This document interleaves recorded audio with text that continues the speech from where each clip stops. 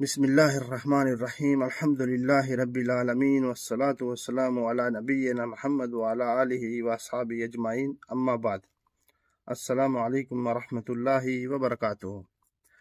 आज इंशाअल्लाह हम जिस मौजू पे बात कर रहे हैं वो है रमज़ानुल मुबारक, जिसके बारे में अल्लाह ताला ने कुरान में सूरह बकरा में फरमाया। आयत नंबर 83 से लेकर आयत नंबर 88 तक अल्लाह ताला के अहकाम मौजूद हैं, और जो पढ़ना चाहे और पढ़ सकता है, बल्कि पढ़ना चाहिए कि हर इंसान को तर्जमे के साथ कुरान।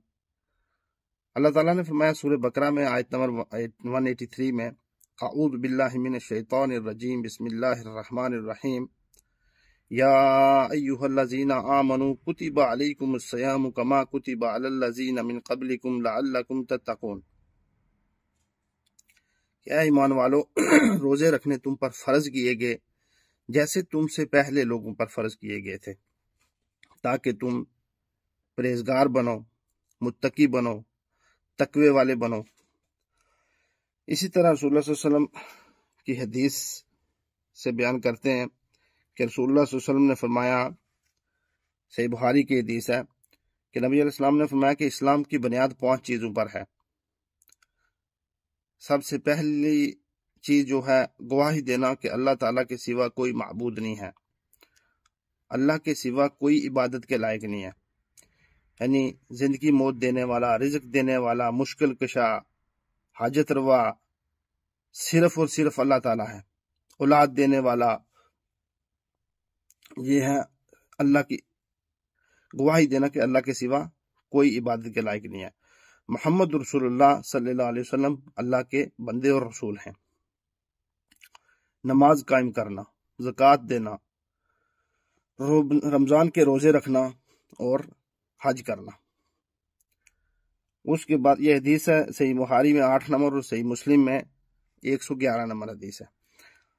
आगे रसूलुल्लाह सल्लल्लाहु अलैहि वसल्लम ने एक दूसरी हदीस में फरमाया, अबू हुरैरा रज़ियल्लाहु अन्हु से रवायत है कि रसूलुल्लाह सल्लल्लाहु अलैहि वसल्लम ने फरमाया, जब कबीरे गुनाहों से बचा जाए तो 5 नमाजें जुमा दूसरे जुमे तक और रमजान दूसरे रमजान तक सगीरे गुनाहों का कफारा बन जाता है।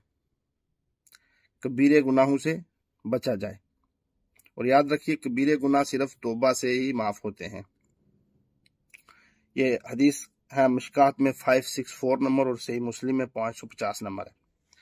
आगे रसूलुल्लाह सल्लल्लाहु अलैहि वसल्लम ने एक दूसरी हदीस में फरमाया, अबू हुरैरा रज़ियल्लाहु अन्हु बयान करते हैं कि रसूलुल्लाह सल्लल्लाहु अलैहि वसल्लम ने फरमाया, जो शख्स ईमान व इखलास और सवाब की नीयत से रोजे रखे तो उसके साबिका गुनाह माफ कर दिए जाते हैं, और जो शख्स ईमान व इखलास और सवाब की नीयत से क़ियाम करे यानी नमाज तरावी पढ़े तो उसके साबिका गुनाह माफ कर दिए जाते हैं, और जो शख्स ईमान व इखलास और सवाब की नीयत से शब कदर का क़ियाम करे तो उसके साबिका गुनाह माफ कर दिए जाते हैं। ये शब कदर रमजान की आखिरी ताक रातों में से एक रात है। इसको रमजान के आखिरी अशरा की ताक रातों में तलाश करना है, ना कि कुछ लोगों ने एक ज़ईफ हदीस का सहारा लेकर इस शब कदर को 15 शाबान वाली रात के साथ जोड़ दिया।